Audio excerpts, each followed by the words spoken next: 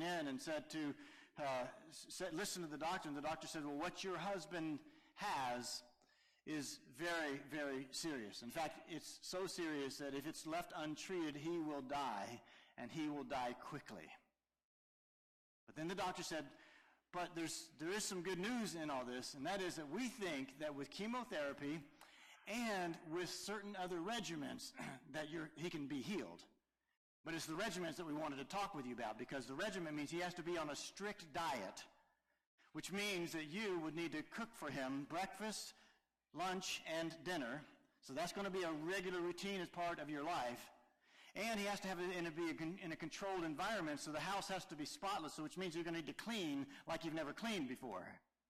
And so she's taking all this in. He said basically what he's going to need from you is over this period of time, he will need you to be completely dedicated to his service. That's what he needs. If you'll cook for him, if you'll clean for him, if you'll take care of him in every way, he will be well, he will be healed.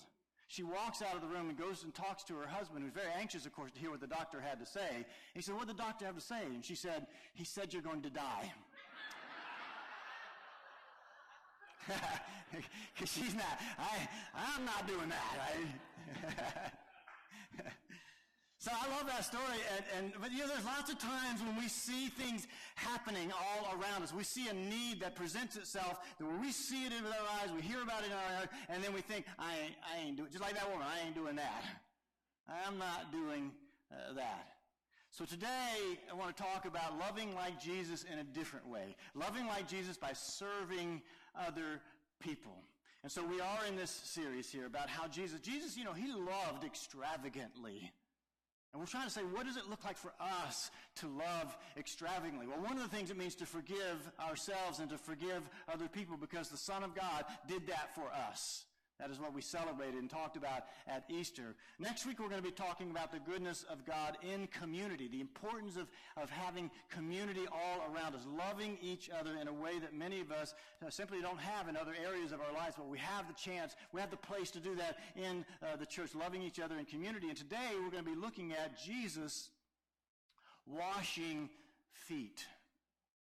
Jesus loving others by serving others. And to do that, we're actually going to get into the story.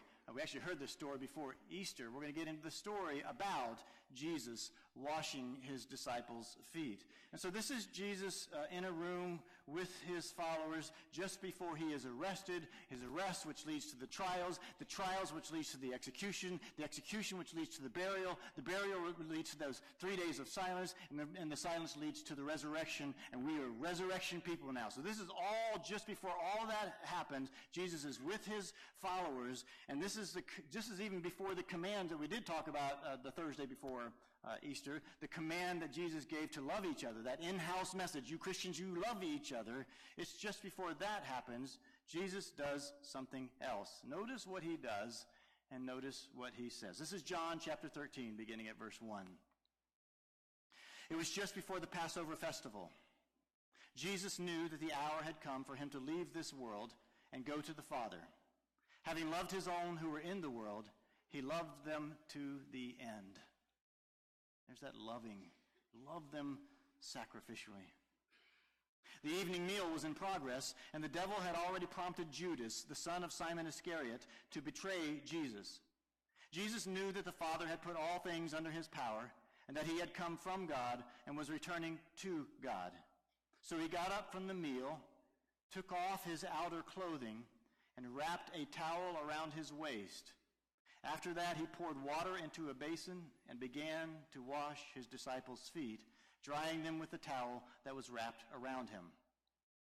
He came to Simon Peter, who said to him, Lord, are you going to wash my feet? Jesus replied, you do not realize now what I am doing, but later you will understand. No, said Peter, you shall never wash my feet. Jesus answered, unless I wash you, you have no part with me.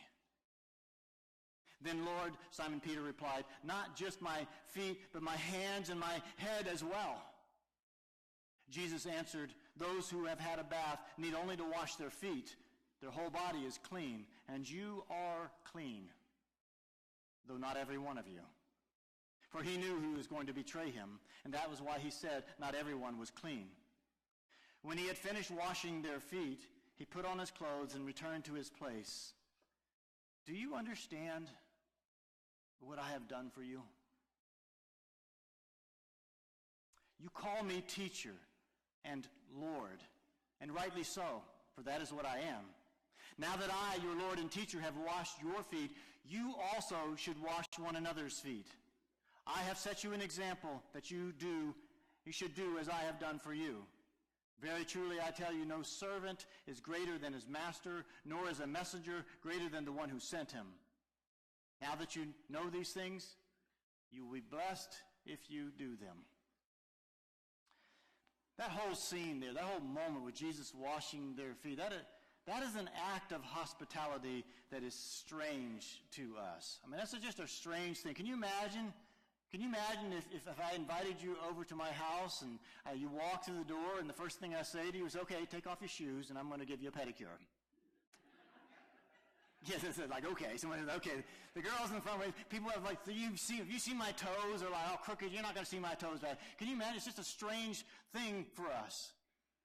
Weird as it is for now, the shock of this moment then, in this story then, is easy for us to miss because we don't have this sort of the cultural understanding necessarily of what, because we don't have the cultural practice, that is, of what was happening in that moment. I like how one person put it. So this would be like the Queen of England. This would be like the Queen of England coming to your house and then walking through your door and saying, may I scrub your toilets? And then scrubbing your toilets. It's just this greatness differential that is going on there. It's even stronger, though, when you consider the fact that it's Jesus, right? Jesus, the Son of God, the Eternal One, the King of Kings and Lord of Lords, the way, the truth, and the life, the one for whom and through whom all of creation exists. Jesus is the one who walks through your door and says, I'm going to scrub your toilet. So in that moment, with his followers in that room, it's Jesus who stoops down and does something that was reserved in that day and age. It was reserved for only the lowest of low to do. So the lowest of servants were to do this kind of task. It's just to be clear, the feet in those days were nasty. They were, I mean, it's like sandals and it's dirt and it's grime and the animal feces and just, all kinds of stuff going on in the streets, and they were walking through the mud and the grime and the dirt, and they were filthy feet. It was a gross job. Jesus did something that everyone else thought was too low for him to do, beneath his dignity, beneath what they thought that he should do. The Son of God. Think about this. Think about if you were in the room. The Son of God, God in the flesh, knelt down and washed their nasty feet. And he didn't say, I'm too important for this. And he didn't say, I ain't going to do this. He didn't say, I'm not going to do this. He didn't say that that's beneath me. He just stood up and he grabbed a towel and he grabbed a bucket of water and he started going around the room. And he started washing their feet one by one. And for Jesus, he is teaching an attitude. He is teaching an attitude of someone with spiritual greatness. And you see the juxtaposition with that? He's teaching an attitude of spiritual greatness. The attitude of spiritual greatness is one who understands that they are not above anything. There's a humbleness built into the attitude of spiritual greatness. Imagine if we had that attitude, if everyone everywhere had that attitude. Imagine if we just stayed open to humble serving jobs and just did them. Whenever we saw them, imagine if we woke up every day and just had this kind of a prayer in our minds. God, give me eyes to see what you see. Give me ears to hear what you hear. Give me a way to connect with those people who are all around me, who are struggling, who are hurting, who have some need in their life. Lord, just give me the capacity, the ability to have a heart to care about them. And if there is a need that I can meet, Lord, cause me to pause long enough. This is a great way of thinking about it. See, recognize that you have called me, that you've given me an assignment to meet that particular need, because nothing is beneath us. Imagine if we all had that attitude of mind. We simply do whatever it is that God presents before us. My friend in Tennessee, his name is Lee, he says he lives by this motto. He said, if you see a need and you have the ability to meet that need, then God is calling you to take care of that need. If you see the need, you have the ability to meet that need, and God is calling you to take care of that need. And if you know him, that's just how he is. He lives that way. He's always doing things. He's always donating. He's always supporting. He's always giving to those people or organizations or himself who are taking care of people. What if we all lived that? What if when we saw some need, what if we saw someone who had some need, that we just encountered them in our lives, we just thought to ourselves, this one is mine. Or if we saw a hungry person or a family, and our response was, this one is mine. Or if we saw the challenge that has been issued to feed hungry people with this peanut butter and jelly sandwich. We have fun. We have fun about it. We're going to win. But somehow inside of you, you went like, you know what? This was mine. I got this. I'm going to make sure that we get food out for hungry people. If you have an elderly neighbor who needs help with the house or the yard, like we did with the rake and roll a month or two ago, you say to yourself, nope, this is mine. I got this one. This is me. Or you have a friend who is moving and needs help making that move, and you remember a time in your life when you moved as well, and you think to yourself, I'm going to jump into this here because this one's mine. I got this one.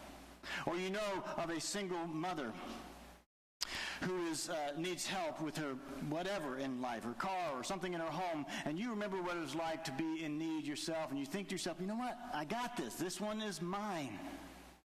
Or you see that garbage can overflowing at church, or you see that dust that needs to be cleared off on the counter, or some clutter in a closet at church. Instead of thinking, I sure wish somebody would fix that, or somebody would take care of that in my church, you think to yourself, no, I got this. This one's mine. See, when you get outside of yourself, when you have eyes to see and ears to hear and a heart to care and a spirit that is willing, you will find those opportunities. You will find yourself saying, you know what? I can do that. You know what? This one is mine. So here are a few things about the Spirit inside of us that takes seriously the words of Jesus to follow his example of humble service. First is this. Being a servant is an attitude before it is an action. Being a servant is an attitude before it is an action. Jesus washed their feet in order to give them a message. His action had a point. He wanted them to have the attitude of a servant. And I know it's a thing for churches to do from time to time, to literally have a foot washing ceremony. Some of you are like, anybody done that? Been done foot washing in a church before? Yeah, some of you have done that. So I know it's a thing for churches to do foot washing ceremonies in church. We're not doing it today. Everybody relax. You've got holes in your socks. You didn't paint your toenails. Relax. It's not going to happen today. So, no, it's not. But I remember the first time we did this is our church in Ohio. We had this thing in an outdoor worship service, and it was going to involve foot washing. And so it was my senior pastor. I was associate pastor. So my senior pastor was the one to wash my feet. And first thing he did, he told me afterwards, he said, I lifted up, like you rolled up your pant leg, and the first thing I thought was, Fullerton, your legs are hairy. You look like a goat, man. You look like goat legs. So for him, it wasn't like a great spiritual experience. And it wasn't that great of an spiritual experience for me, even though I got the symbolism. I appreciated the symbolism as well, but I knew that somehow that it doesn't quite have the weight that it would have had 2,000 years ago, because it would have been more like it if my senior pastor would have come and scrubbed my toilet. Or cleaned up, after I puked or something like that. That would be more like the kind of grittiness that this type of action represented by someone. The purpose of washing the disciples' feet was to teach that you have the heart for this. You have the mindset of this, the attitude of a servant. Jesus modeled the work to teach the attitude, and that attitude led to the action, and all that action coming out of that attitude develops spiritual greatness in men and women. That's what it was all about. And so serving is an attitude before it is an action. And when you have the right attitude, the right actions start to follow. Because serving for me is not first about what I do. It is not first, a servant is who I am. And here's the difference. Almost everybody is willing to serve when asked. Someone who is willing to serve has this posture. So it says the attitude is, I'm willing to serve. They have this posture, though. There's kind of a not always expressed thing. This posture that says, you come to me, you ask me, you let me consider the rest of my life commitments, and then I'll respond yes or no based on that. And church, we all know this is everywhere. It's not just here, it's everywhere, probably in every organization for that matter, certainly in the church, Big C Church. There are many people who will say, and actually are willing to do a particular work. Many people serve now because they were asked, but the prerequisite is to be asked. They don't serve if no one asks, many people. And they may even wonder why no one asks them to serve. Some are even upset, and they say to me things later on that says, I don't know why no one ever asked me. I'm willing to do it. Why doesn't anyone ask me? And so that is one who is willing to serve. And that is not what Jesus is teaching in that room with his disciples. The spiritual greatness that Jesus calls for is someone who looks for and is eager to and finds opportunities to serve in ways that fit their own personality, their own giftedness, their own abilities. Apparently, nobody performed the customary foot-washing ritual that would have happened inside of a home for a gathering of these disciples in that room. And the fact that they were gathering for a meal really amplifies the absence of that foot-washing. Because the fact that they were gathering for the meal, again, they would have not felt clean for that meal. Much in the same way, if you've ever been out working in the yard, working up a sweat or digging in the dirt, and unless you're like 6 years old and don't care, most people want to wash their hands before they come in to eat, right? If you don't wash your hands, you just don't feel clean. That would have been missing in this setting here. The serving heart of God, who did not come to be served, but he came to serve, looked for the need, saw the need, and then just stepped up and served and met the need. Serving is not what Jesus did. Serving is who Jesus is. And he is asking you and me to serve, not because that's what we need to do from time to time, but because that's who we are. At our core, that's who we are, that we are servants of the risen Lord. And we are servants. And because we are servants, it leads to action, to the various things that we do. And we go out looking for and plug into those actions. So the first thing to say about this whole idea of serving and loving like Jesus by serving other and blessing other people is that being a servant is an attitude before it is an action. Second thing to say is that serving is learned by watching others who serve. Serving is learned by watching others who serve.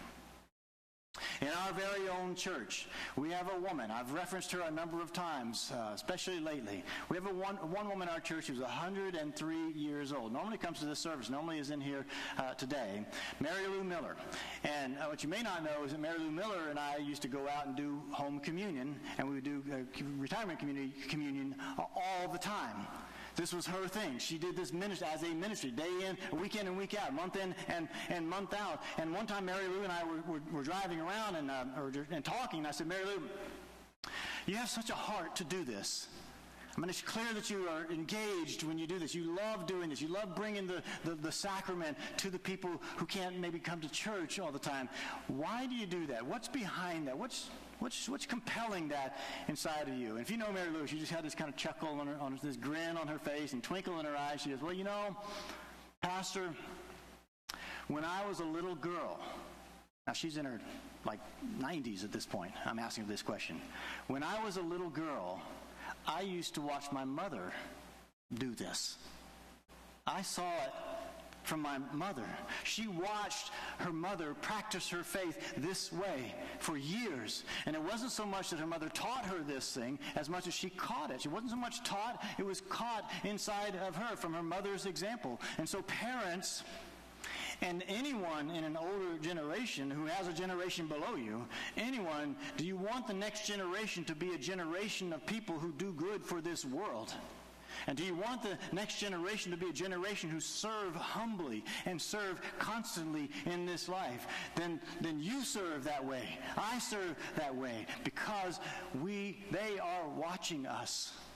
They are watching us. You serve because it is who you are. They will catch it from your example. And Jesus is really driving home this point when he says, I have come to set you an example. So that from this example, you can know what to do. You can do this for each other as time goes on. Jesus wanted them to think back to this moment, to this very moment when he's in that room just before his arrest and his execution. He wanted them to go back to that moment, just like Mary Lou went back 80 years to her own mother. He wanted them to go back to that moment and remember what Jesus had to say then and there. He wanted them to have the heart of a servant, and he knew that they would get that best by seeing his example of doing that lowly and disgusting act. It doesn't matter how old you are, how young you are. Those who are younger are looking at you. They're looking at me. They're watching us. They're following our example. Lead by example. Teach serving by example. And so first, being a servant is an attitude before it is an action. Second, serving is learned by watching others who serve. And third, servants serve God in their church. And before that sounds too completely self-serving, let me just tell you that there's a report from a church. I love this. It's been out for a while, but it's a report from a church leadership group out of St. Louis said that there are basically 4 things that people are looking for when it comes to church. What is it that people are looking for when they plug into a church? They're looking for 4 basic things. And I know we forgot to. I see the ushers walking around with the plates here. I guess the offering didn't get taken up in a little while ago. We'll take it up in a little while sometime soon. We'll do it after the sermon, I guess. So don't it's happening. 4 things that people are looking for in the church. 1 is spiritual growth, personal spiritual growth. People want to find a place where they know that there's this reality inner reality inside of them. They want to find a place where there's personal spiritual growth. Second, they want to find a place of community. This is the Cheers syndrome. Do you know the old show Cheers? Where everybody knows your name, a sense of belonging. So they want to have a sense of belonging and community. They want a place where there's mutual care taking place, where when things go wrong and things go sideways in life, somebody's there at your side, loving you, caring you, supporting you, working with you, walking with you. They want a place of mutual care. And fourth, they want to have a place of mutual, meaningful ministry. They want to have a place of meaningful ministry. People want to do something that matters. When people serve in the church, think about this. When people serve in the church, the very bride of Christ, the one that Christ gave himself up to establish. The place where worship is real and faith is deep and the mind is engaged and lives are changed and eternity is at hand. When people serve in Christ's church that he made such a great sacrifice to establish, it doesn't get any more meaningful than that. Go ahead and put the 4 words up there, Jeremy. I don't know why it's up there yet. Put it up there now so they can see it. Meaningful ministry. It doesn't get any more meaningful than being in the church. Serving in the church. Listen, on Palm Sunday, some of you were here on Palm Sunday. On Palm Sunday, the students who had just made their first time profession of faith to Jesus Christ, they'd just done that. They made this public profession of faith. They served in the church that morning. They served in the church. You may remember they were handing out stuff and taking up offerings and things like that. Think about that from their perspective for a moment. When they serve like that, what happens is they're not just going to church. Somewhere inside they have to know they are the church. Not just going to church, not just there on the edges of the church. They are the church. They know that they are needed. They know that they belong. They know that when they're making a meaningful contribution, and when they know they're making a meaningful contribution, guess what happens? They want to be there. They want to be there because they are valued. And when they're there and when they're valued and the friendships start to form all around, then it's not something that they just do. It's something that they are. They can't imagine. I'm the same way. I can't imagine not being in worship on a Sunday. It's like breathing air to me. It's like I can't hold my breath 2 weeks. I gotta be in church. I gotta be there. These students fall in love with being a part of the church and cannot imagine not being a part of it.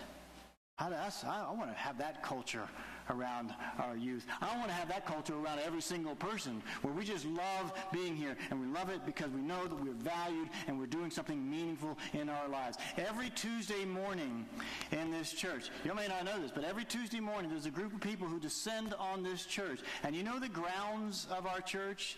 I don't know what you hear about the grounds of our church. What I hear is that place is gorgeous. I love that place. I love the ground. Some of you may remember what it was like 10, 12 years ago. It wasn't like this like 10, 12 years. It wasn't bad. It was nice, actually. It was nice.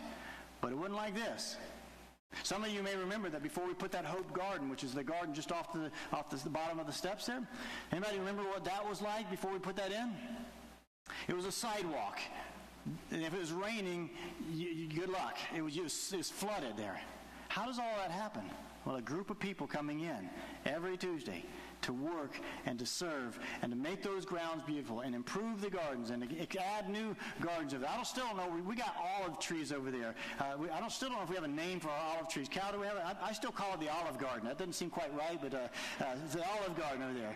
Somebody like, should be Gethsemane or something. No, Olive Garden. Yes, yeah. So these people, here's what I know, because I talk with them all the time. I know them. They're in the room right now. These people, it's not just that they do things. They do things, but they have the attitude of a servant. They are servants first and foremost, and they are setting an example for others as well. And they serve at their church as well. And you are always invited to be a part of that Tuesday morning group, or just show up and be ready to paint or prune or plant or whatever it is that they do. And I want to leave you with this. If you want to love like Jesus, not only will it mean forgiving yourself and forgiving others, which is what we talked about last time, because that is what Jesus did into this world. He introduced this idea of forgiveness into this world. Not only will it mean forgiving, but it will also mean serving with the heart of a servant, humbly. No job is beneath you or me, and being willing to serve and setting the example for serving and doing so in your church. When you serve others that way, God changes lives. And more often than not, usually the first life he changes is yours and mine.